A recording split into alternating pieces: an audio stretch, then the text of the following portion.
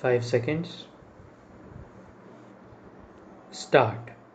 Madam Deputy Chairman, the main question for consideration of this House is whether the increase in the passenger fares and in the freights that has been proposed by the Railway Minister should have the support of this House or not.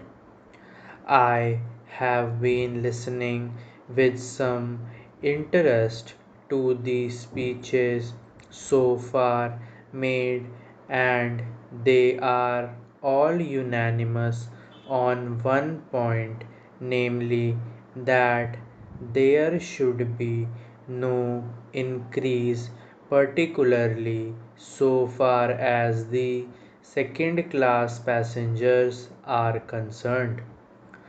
What we have to decide at present is that those friends who have emphasized their opposition to this levy have also said that in view of our developing economy, in view of our developing industrialization, in view of the fact that there is a greater demand for passenger traffic as well as goods traffic, we have to develop our railway system.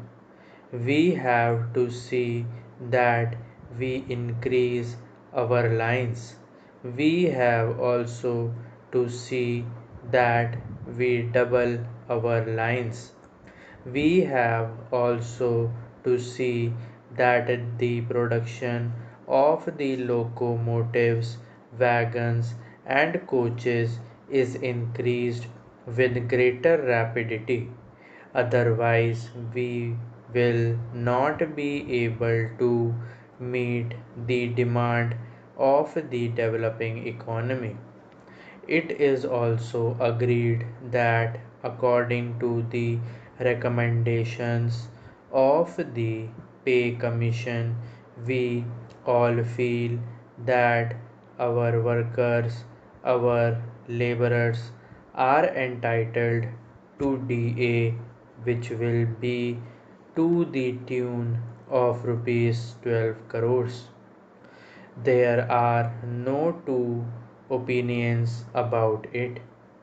It is also demanded that, so far as amenities to the workers are concerned regarding their privileges and concessions or the repairs to the stock are concerned, there is very urgent need that we should see that our workers do not strain themselves. An engine driver should not be asked to do work for more than 12 hours. Similarly, others in the railways should also have further concessions so far as leisure, rest, and leave are concerned. It is also agreed, and it has been emphatically stressed on all hands, that the second class passengers are not giving amenities which they should get.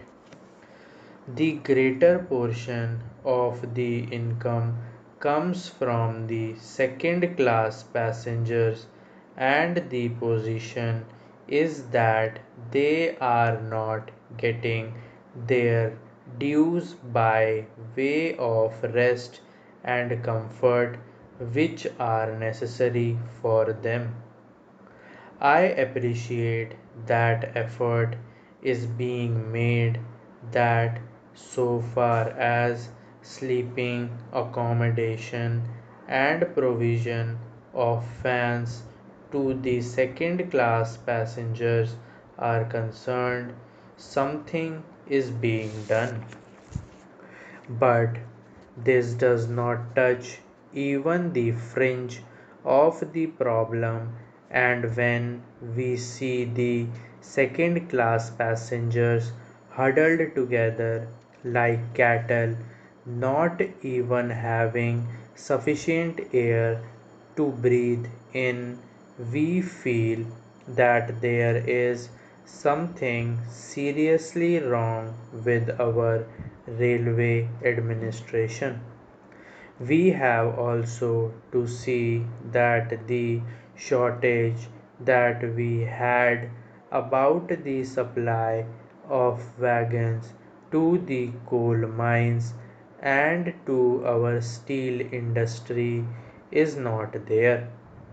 Madam, it is a strange chain of events that the ministry who was in charge of the steel and who gave statements in a way implying that the railways are not doing their part well is now saddled with their responsibility, and I am sure he must feel double responsibility because he knows how the industry has suffered or was likely to suffer. As the Minister of Steel, he charged the Railway Minister of Steel, he charged the Railway Ministry of not doing things which should have been done. So now these are the problems that we have to meet, and the question arises how to meet them. I quite understand that there could be some economy affected in administration.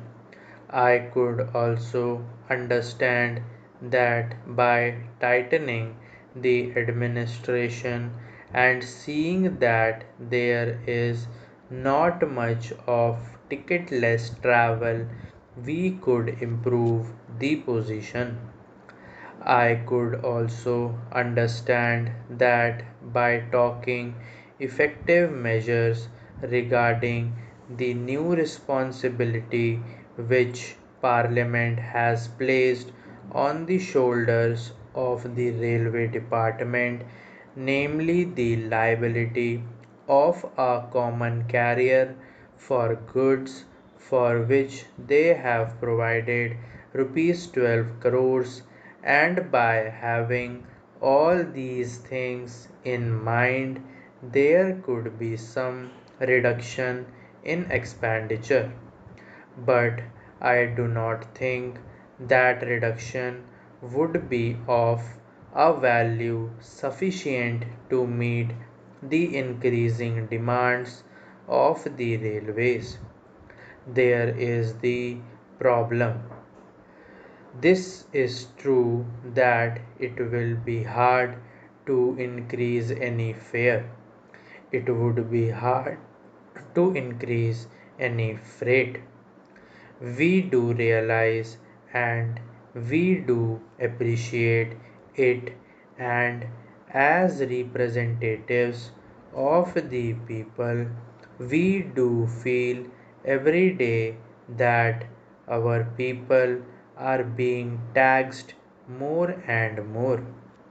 As regards freight, madam, my own view is that so far as food articles are concerned, this proposal should be modified just as there has been a modification in the case of giving encouragement for exports and in certain other respects.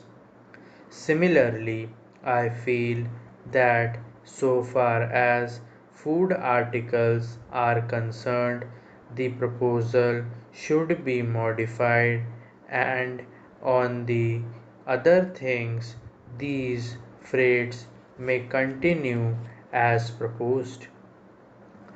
In this way, the danger that has been pointed out by honorable members, and to a certain extent correctly, that if the prices of food articles go up, that would create difficulty, would be avoided.